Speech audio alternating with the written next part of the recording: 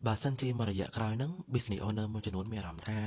ខ្លួនឯងសម្ពាធច្រើនអាចមើលវីដេអូនេះរហូតដល់ចាប់បានខ្ញុំចង់និយាយថាចាខ្ញុំដឹងច្បាស់ហ្មងដោយសារតែខ្ញុំផ្ទាល់ក៏ជា business owner ម្នាក់ហើយមិត្តភ័ក្តិខ្ញុំភាគច្រើនក៏គាត់សិតតែធ្វើ business ខ្លួនឯងអញ្ចឹងណា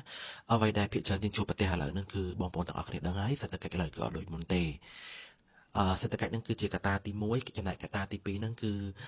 ភាគច្រើនខ្ញុំជឿថានៅក្នុងសម័យ digital ម្នាក់គឺ boot page ខ្លាំងមែនតែនហ្មងប៉ុន្តែ page ឥឡូវគឺអត់ដូចមុនទេស៊ីថ្លៃមែនតែនហើយពេលខ្លះ boot ហើយអត់មានអ្នកទិញទៀតនេះគឺជាអ្វីដែលភាគច្រើន business owner កំពុងជួបប្រទះអញ្ចឹងណាហើយក្រៅពីនឹងទៀត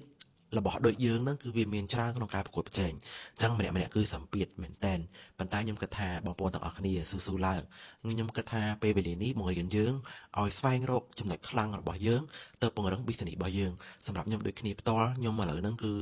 បានរៀនសូត្រថ្មីរហូតរៀនសូត្រពីនេះពីនោះហើយឥឡូវក៏ចង់និយាយថាឥឡូវក៏ចូលចិត្តធ្វើ content នៅក្នុង TikTok ដែរដោយសារតែខ្ញុំគិតថាធ្វើ content ទី1គឺខ្ញុំបាន build memory របស់ខ្ញុំទុកទី2ខ្ញុំគិតថាខ្ញុំបានផ្សារភ្ជាប់ជាមួយមិត្តភ័ក្តិជាច្រើនអ្នកខ្លះខ្ញុំស្គាល់និងអ្នកខ្លះទៀតខ្ញុំអត់ស្គាល់អញ្ចឹងណាហើយចំណែកឯបន្ទាប់នឹងទៀតខ្ញុំលើកទឹកចិត្តបងប្អូនទាំងអស់គ្នា